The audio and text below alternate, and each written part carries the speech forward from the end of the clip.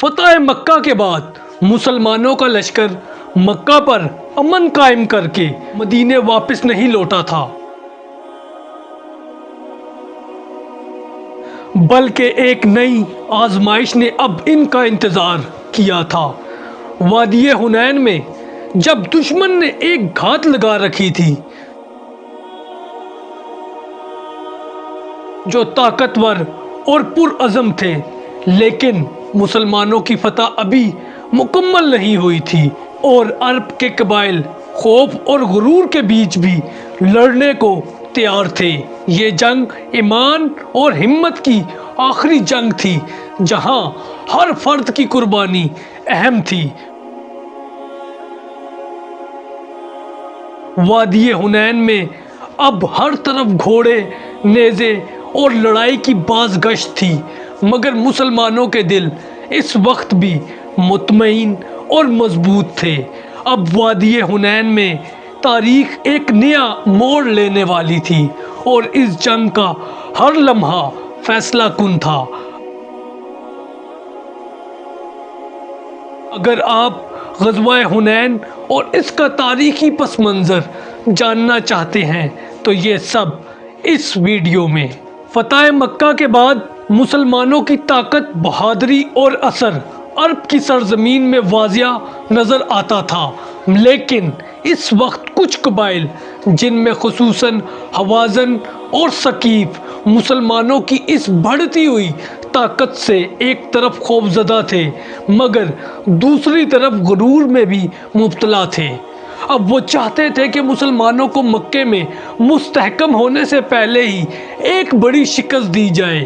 اسی لیے انہوں نے وادی حنین میں ایک بڑا لشکر جمع کیا اور مسلمانوں کے لیے گھات لگانے کی منصوبہ بندی کی۔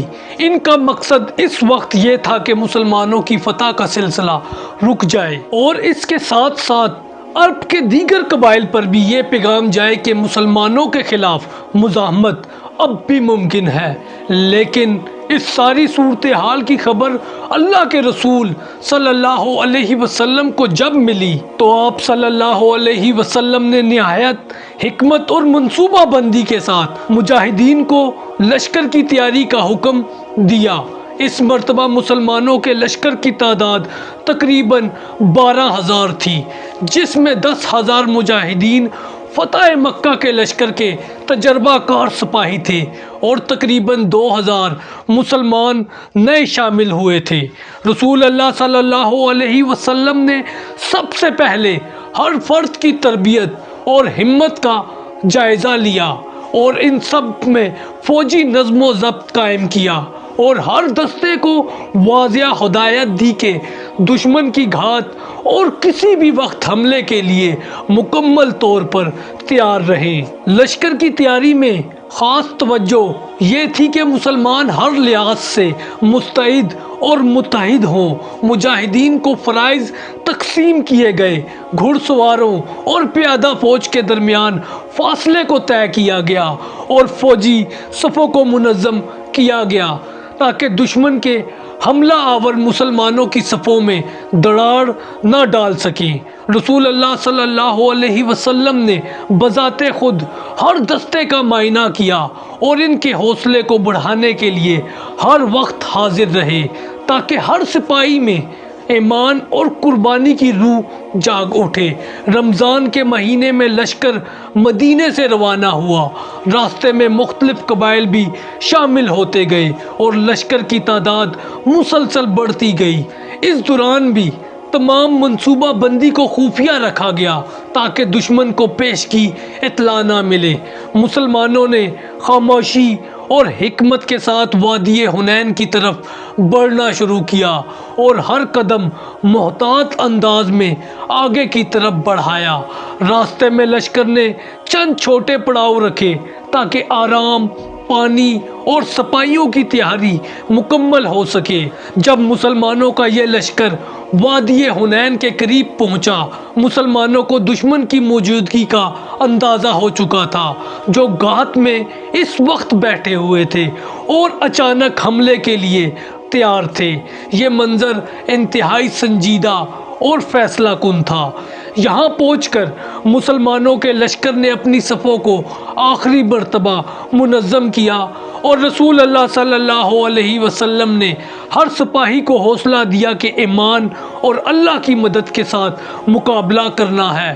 لشکر کی تیاری اور مدینے سے روانگی کے عمل نے غزوہ حنین کے فیصلہ کن مرحلے کی بنیاد رکھی، جہاں ہر لمحہ ایمان، حکمت اور قربانی کا امتحان ہونے والا تھا۔ جب اسلامی لشکر وادی حنین کے قریب پہنچا تو فجر کا وقت تھا۔ فضا میں خاموشی اور سنجیدگی ہر طرف چھائی ہوئی تھی۔ وادی تنگ تھی اور پہاڑی دروں سے گھری ہوئی تھی۔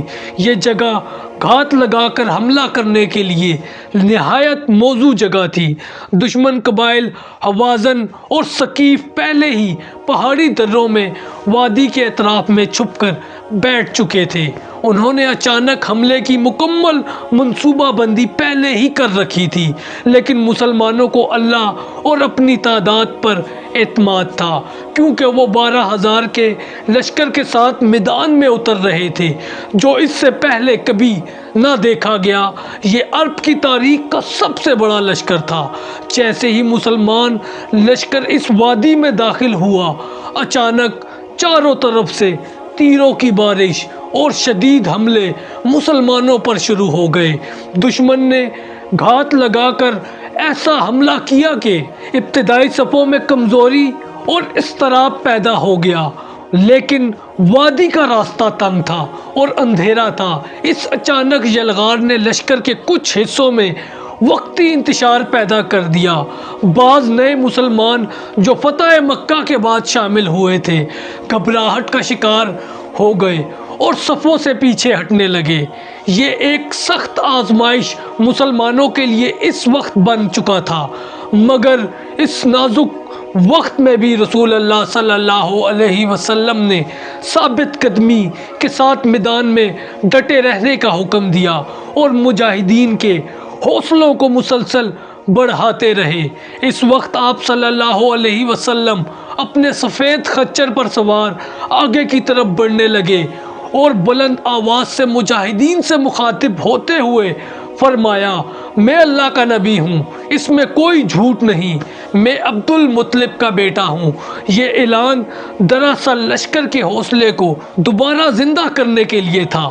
حضرت عباس رضی اللہ تعالی عنہ جو بلند آواز رکھتے تھے اور نبی کریم صلی اللہ علیہ وسلم کے چچا تھے، انہوں نے انصار اور مہاجرین کو پکارنا شروع کیا، اے بیعت رضوان والو، اے انصار۔ یہ آواز سنتے ہی مخلص صحابہ رضی اللہ تعالی عنہ فوراً پلٹے اور رسول اللہ صلی اللہ علیہ وسلم کے گرد جمع ہونا شروع ہو گئے۔ حضرت ابو بکر صدیق رضی اللہ تعالی عنہ، حضرت عمر بن خطاب رضی اللہ تعالی عنہ، حضرت علی رضی اللہ تعالی عنہ، حضرت عباس رضی اللہ تعالی عنہ اور دیگر جانثار صحابہ اکرام نے مضبوطی سے محاذ سنبھال لیا اور آہستہ آہستہ مجاہدین کی جو صفیں منتشر ہوئی تھی اب دوبارہ منظم ہونے لگی اور مسلمانوں کا حوصلہ بھی مکمل طور پر بحال ہو گیا۔ ابتدائی آزمائش دراصل ایک الہی امتحان تھی، جس نے واضح کر دیا کہ فتح صرف تعداد سے نہیں بلکہ ایمان، صبر اور قیادت سے حاصل ہوتی ہے۔ جب مسلمان دوبارہ ایک جگہ جمع ہوئے تو میدان حنین کا رخ بدلنا شروع ہو گیا۔ اب خوف کی جگہ عزم اور استقامت نے لے لی، جو آگے آنے والے فیصلہ کن مرحلے کی بنیاد بن گیا۔ اب مسلمان گھبراہٹ کی حالت سے نکل کر منظم جنگی ترتیب میں آ چکے تھے۔ رسول اللہ صلی اللہ علیہ وسلم نے دعا فرمائی اور اللہ پر کامل توکل کے ساتھ پیش قدمی کا دوبارہ مسلمانوں کو حکم دیا۔ اس کے بعد اسلامی لشکر نے بتدریج آگے بڑھنا شروع کیا۔ گھوڑ سوار دستوں نے دشمن کی تیر انداز صفوں کو نشانہ بنانا شروع کیا، جبکہ پیادہ فوج مضبوط صف بندی کے ساتھ دباؤ بڑھایا، جو دشمن گھات کے ذریعے مسلمانوں پر برتری حاصل کرنا چاہتا تھا اب مسلمانوں کی منظم واپسی اور ثابت قدمی کے سامنے کمزور پڑنے لگا۔ قرآن میں بھی اس موقع کی طرف اشارہ ہے کہ اللہ نے سکینت نازل فرمائی، یعنی اللہ تعالیٰ نے ان کے دلوں سے خوف نکال کر حوصلہ عطا کیا، دل مضبوط کیے، گھبراہٹ کو سکون میں بدل دیا اور مجاہدین میں دوبارہ ثابت قدمی پیدا کی اور مومنین کے دلوں کو مضبوط کیا۔ شدید مقابلے کے بعد حوازن اور ثقیف کی صفوں میں انتشار پھیل گیا۔ ان کا ابتدائی حملہ جو گھات لگا کر کیا گیا تھا وہ بری طرح ناکام ہونے لگا اور وہ آہستہ آہستہ پسپا ہونے لگے۔ مسلمان لشکر نے نظم و ضبط کے ساتھ پیش قدمی کو مزید جاری رکھا اور دشمن کو وادی حنین سے باہر کی طرف دھکیل دیا۔ بہت سے دشمن میدان چھوڑ کر اوتاس اور طائف کی طرف گئے۔ یوں جو لمحہ ابتدا میں آزمائش اور کمزوری کا منظر پیش کر رہا تھا، وہی بعد میں عظیم استقامت اور الہی مدد کی مثال بن گیا۔ مسلمانوں نے ثابت کر دیا کہ فتح صرف تعداد سے نہیں بلکہ ایمان، قیادت اور صبر سے حاصل ہوتی ہے۔ وادی حنین میں یہ واپسی نہ صرف ایک فوجی پلٹوار تھی بلکہ روحانی استقامت کا وہ مظہر تھی جس نے شکست کے خطرے کو ایک واضح فتح میں تبدیل کر رکھ دیا تھا۔ اس جنگ میں مسلمانوں کو بڑی مقدار میں مال غنیمت اور قیدی حاصل ہوئے جو اس جنگ کے بڑے نتائج میں سے تھا۔ اس کے بعد رسول اللہ صلی اللہ علیہ وسلم نے اوتاس کی طرف دستے روانہ کیے اور پھر طائف کا محاصرہ بھی کیا۔ غزوہ حنین کا انجام یہ ثابت کر گیا کہ وقتی آزمائش کے باوجود اللہ کی مدد مومنوں کے ساتھ ہوتی ہے۔ یہ فتح غرور کے بجائے توکل، صبر اور طاقت کا سبق بن گئی اور فتح مکہ کے بعد اسلامی اقتدار کو پورے عرب میں مزید مستحکم کر دیا۔ تو دوستو، یہ تھا غزوہ حنین کا تاریخی اور حقیقی پس منظر۔ اگر آپ کو یہ ویڈیو پسند آئی تو لائک کریں، کمنٹ میں اپنی فیڈ بیک دیں اور ہمارے چینل کو ضرور سبسکرائب کریں اور اس کے ساتھ ساتھ ہماری ان ویڈیو کو بھی ضرور دیکھیں۔